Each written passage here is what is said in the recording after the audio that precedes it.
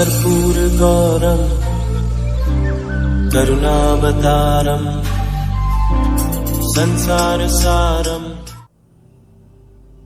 ओम शिवा, जय माता दी। आज भी जो है वीडियो रहेगी जो हमारा राशि की जो श्रृंखला चल रही है, और इस बार जो राशि रहेगी 7 और 8 नंबर, यानी तुला राशि 7 और वृश्चिक राशि यानी 8 नंबर। मुख्य विषय रहेगा तुला राशि और वृश्चिक राशि के जातकों के लिए धन प्राप्ति हेतु कुछ सरल उपाय। शुक्र आ जाएंगे और मंगल आ जाएंगे। 2 छोटे विषय रहेंगे राशि के विभाजन के बाद। पहला विषय रहेगा तुला राशि के जातकों के लिए धन प्राप्ति हेतु कुछ सरल उपाय। दूसरी राशि का यानी 8 नंबर राशि के लिए विषय रहेगा वृश्चिक राशि के जातकों के लिए धन प्राप्ति हेतु कुछ सरल उपाय।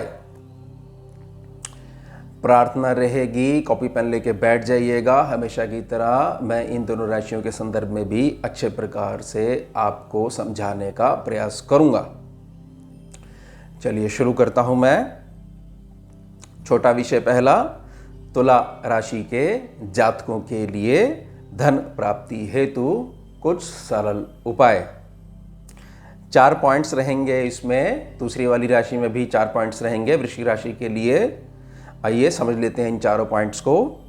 सबसे पहला, घर के ईशान कोण में मंदिर में एक छोटे से चांदी के बर्तन में छोटा सा पात्र होना चाहिए।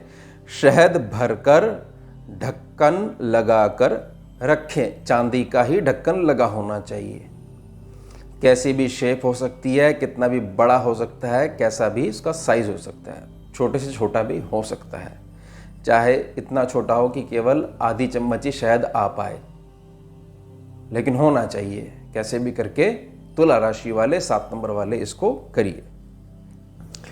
और अपने नित्य स्नान के जल में यानी पानी में 1 चम्मच कच्चा दूध डालकर स्नान करें। और ये जो कच्चा दूध जो है केवल और केवल अगर आप जो है सवेरे के समय जो प्रातः स्नान है उसमें ही प्रयोग करना है। ये नहीं कि आप गर्मी के समय में मान लीजिए 3 समय स्नान करते हैं तो तीनों समय डलेगा, नहीं। जो प्रातः स्नान होगा आपका, ये केवल उसी के लिए ही मैं बता रहा हूं। अब अगर आप ये क्वेश्चन करोगे कि सवेरे हम किसी प्रकार से स्नान कर ही नहीं पाए और हमारे को ऐसा कुछ था, घर में काम हो रहा था, मान लीजिए सफ़ेदी हो रही थी, तो उससे फ्री होने के बाद हमने शाम को स्नान करा, तो तब डाल दें? तो हाँ, तब डाल दीजिएगा। तो यानी हमने क्या समझा इसमें, जो प्रथम स्नान हो गया, प्रातः स्नान हो गया, उसमें ही ये कच्चा दूध 1 चम्मच कच्चा दूध प्रयोग करना है, जिसका उबाल नहीं लगा हुआ हो। बस ये ध्यान रख लीजिएगा। दूसरा पॉइंट लिखिए, हमेशा स्मरण रखें, याद रखें, अगर आप पुरुष हैं, मतलब तुला राशि वाले अगर आप पुरुष हैं, जेंट्स हैं, तो आपके घर की सभी स्त्रियां, विशेषतः आपकी धर्मपत्नी, अपने घर में, स्वयं के घर में कभी भी नंगे पांव नहीं चलें। और रात्रि समय में अपने शयन से पूर्व, जब ये हो जाए कि सारे काम निपट गए, अब शयन करना है, पैरों के तलवों में थोड़ा सा नारियल का तेल अवश्य लगाएं। कौन लगाएगा? आपके घर की स्त्रियां और विशेषतः आपकी धर्मपत्नी। ये ध्यान रख लीजिएगा। अब इसमें ऐसा है कि मान लीजिए आपका विवाह नहीं हुआ है, तो आपके घर की स्त्रियां हो गई, ठीक है, जो भी हैं, दीदी भी हो सकती हैं, छोटी बहन भी हो सकती है, माताजी भी हो सकती हैं, और अन्य भी जो उस घर में आपके साथ रह रही हैं, करंट में रह रही हैं। और जब आपका विवाह हो जाए तो विशेषता ध्यान किसने रखना है? आपकी धर्मपत्नी ने रखना है। अब ये क्वेश्चन है कि अगर आप अपने परिवार से दूर रहते हो, मान लीजिए दूसरे किसी शहर में रहते हो जॉब इत्यादि के संदर्भ में, तो केवल और केवल जो ये उपाय है ये आपकी धर्मपत्नी जो है वो ही करेंगी। अब अगर आप ये कहते हो कि जब मेरा विवाह नहीं हुआ था तब मैंने उपाय करना शुरू करा और तब मेरे घर की सारी लेडीज मेंबर हैं वो सब लगाती थी, और अब नारियल का तेल तलवों में, और नंगे पांव जो है मैं चलने नहीं देता था। अब धर्मपत्नी आ गई हैं तो यह सबको करना है। अगर आप सबको करवा दें तो बहुत उत्तम है, नहीं तो विशेषता आपकी धर्मपत्नी, केवल और केवल धर्मपत्नी ही करेंगी, क्योंकि अर्धांगिनी है, उनका भाग्य बहुत ज़्यादा जुड़ा हुआ है आपसे, आधा हिस्सा है आपका।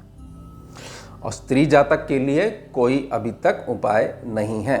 जहाँ केवल जोर दिया गया केवल पुरुष जातक, तो केवल उन्हीं को करना है।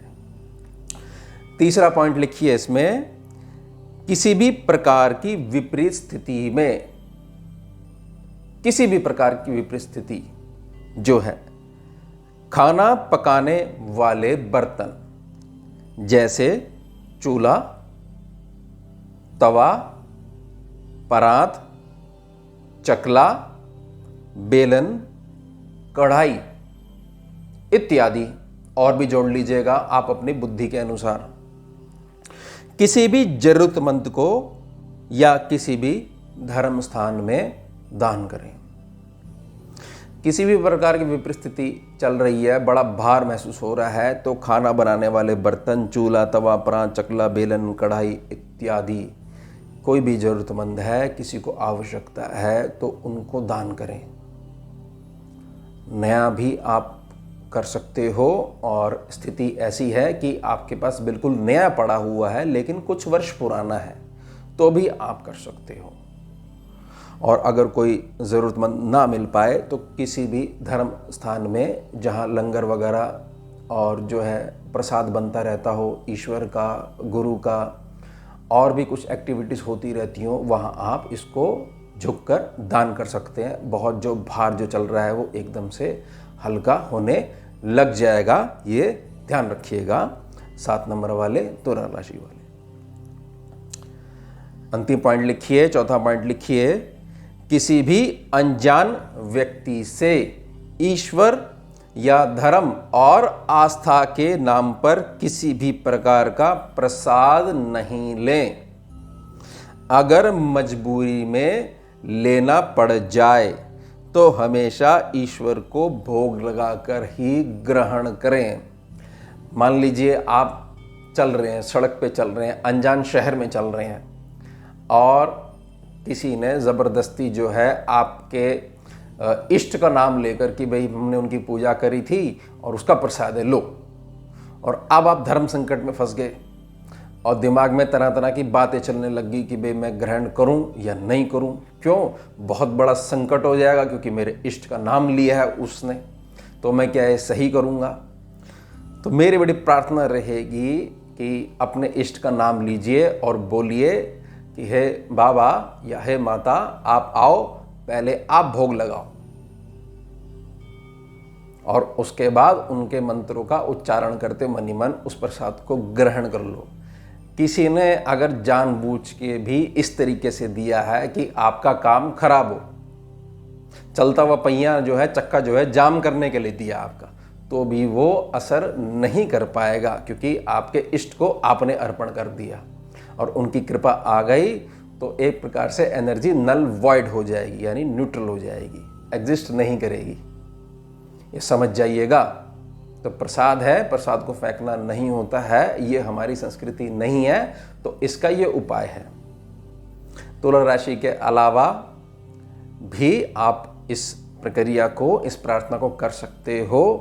बहुत सारे नेगेटिविटी जो लोग ये आजकल देने का प्रयास करते हैं, पता नहीं ऐसा क्यों करते हैं, अपने भाग्य से भाग जाओगे कि ऐसा करने से दूसरे को मुसीबत आ जाएगी और हमारी मुसीबत हल्की हो जाएगी। कोई बात नहीं, वहम आपका भी एक दिन दूर हो जाएगा, क्योंकि ईश्वर ने आपका तोड़ पैदा करके रखा हुआ है। अभी वो मिला नहीं है, आपको मिल जाएगा, जल्दी मिल जाएगा। फिर गलती से भी नहीं करोगे इस प्रकार की गलत चीज़ें। तो ये हैं 4 पॉइंट्स तुला राशि के लिए। अब ले लेते हैं दूसरा छोटा विषय, वृश्चिक राशि के जातकों के लिए धन प्राप्ति हेतु कुछ सरल उपाय। इसमें भी 4 पॉइंट्स रहेंगे। सबसे पहले लिखिए और समझिए। पहला पॉइंट, घर के ईशान कोण में मंदिर या अपने धन स्थान में एक मिट्टी के बर्तन में शहद भरकर ढक्कन लगाकर रखें। मिट्टी का ही ढक्कन लगाकर रखें। छोटी सी मटकी भी आप लेके आ सकते हो। शेप गोल भी हो सकती है या मिट्टी का कैसा भी शेप हो सकती है। और अन्य मिट्टी के बर्तन में, और एक बर्तन दूसरा ले लेना है। दुर्गा जी पर, माता शेरावाली पर चढ़ने वाला सिंदूर डालकर ढक्कन लगाकर हमेशा रखे रहें। और ढक्कन किसका लगेगा? मिट्टी का ढक्कन लगेगा। दोनों ही पात्रों में, मिट्टी के बर्तनों में। कैसा भी आप ले सकते हो, कैसा भी आकार ले सकते हो, कितना भी बड़ा और छोटा ले सकते हो। ये बात ध्यान रखिएगा कि केवल और केवल ईशान कोण में अगर मंदिर है तो या तो वहाँ रखना है, अगर मंदिर आपका इतना बड़ा है तो, नहीं तो जो आपका धन स्थान है वहाँ पर इसको रखना है। और ध्यान से रखिएगा, इसको हाथ जोड़कर बड़ी श्रद्धा के साथ रखिएगा। ये स्कैनिंग का उपाय है और बहुत इससे आशीर्वाद मिलेगा आपको। वृश्चिक राशि वाले, 8 नंबर वाले, ये ध्यान रख लीजिएगा। दूसरा पॉइंट लिखिए, धन प्रवाह को, मनी फ्लो को उत्तम बनाए रखने के लिए और परिवार की आपसी एकता और आपसी प्रेम के लिए नित्य, डेली, रोजाना चींटियों को कुछ भी मीठा डाला करें। यह सेवा आजीवन करते रहें। कुछ मीठा अगर आपको नहीं मिलता है, मैं बहुत बार इसको बता चुका हूँ, थोड़ा सा बूरा ले लीजिए, थोड़ी सी देसी खांड ले लीजिए, चीनी ले सकते हो, नहीं तो बिस्कुट है, बिस्कुट में भी मीठा तो होता ही है। बिस्कुट को हाथ से क्रश कर दीजिए और खिला दीजिए। सुबह सुबह घूमने जाया करो और मिट्टी में चींटियों के बहुत सारे घर आपको मिल जाएंगे, वहाँ सेवा करके आ जाया करो। एक ही बार में जिनको बड़ी परेशानी रहती है कि हमारे पास तो कुछ है ही नहीं, ईश्वर ने कुछ दान करने के लिए दिया ही नहीं, लेकिन इतनी मजबूरी नहीं हो सकती कि जो है रोज़ाना आप 2 से 4 बिस्कुट क्रश करके, पीस, पैकेट भी नहीं, पीस क्रश करके उनकी सेवा कर दिया करो। आप करना शुरू करो, अपने आप आना शुरू हो जाएगा। बात सारी भावना की है, ये ध्यान रखिएगा।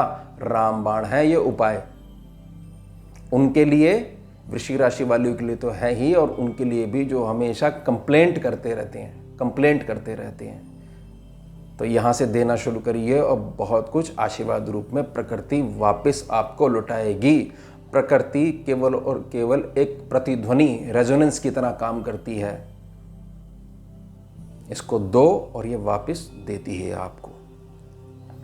तीसरा पॉइंट लिखिए, हर वर्ष अपने जन्मदिन के शुभ अवसर पर हनुमान बाबा को सिंदूर और चोला अवश्य चढ़ाएं। श्री रामायण जी के 108 मनकों का पाठ स्वयं करें। अगर घर पर श्री रामायण जी का पाठ रखवाएंगे तो अति उत्तम रहेगा। और उसी दिन, जिस दिन आपका शुभ अवसर है, जन्मदिन है, उसी दिन तंदूर की मीठी रोटी या बूंदी का प्रसाद बेजुबानों में बांटें। इंसानों को छोड़कर उसमें बांटिए। इंसानों में भी बांट सकते हैं, घर के मेंबर्स में बांट सकते हैं, अपने परिचित में बांट सकते हैं, चरण स्पर्श करके आशीर्वाद ले सकते हैं, लेकिन बेजुबानों में जरूर बांट रहा है। एक्स्ट्रा लगती है उनकी दुआ, उनकी कृपा, उनका आशीर्वाद। दिल से प्रेम करते हैं वो, देखते नहीं आप क्या हो क्या नहीं हो, केवल प्रेम देखते हैं। इसलिए मैंने बड़ी प्रार्थना करी आपसे। अंतिम पॉइंट, चौथा पॉइंट लिखिएगा, अपने गुस्से पर नियंत्रण हेतु 8 नंबर वाले, ये मंगल का प्रभाव वृश्चिक राशि वाले, नित्य चांदी के बर्तन का या चांदी के पत्रे का जल ग्रहण करें। अगर पवित्र नदी के दर्शन हो जाएं तो एक लाल गुलाब या थोड़ा सा शहद अवश्य अर्पण करें। किसमें? नदी में हाथ जोड़कर खड़े हो जाएं।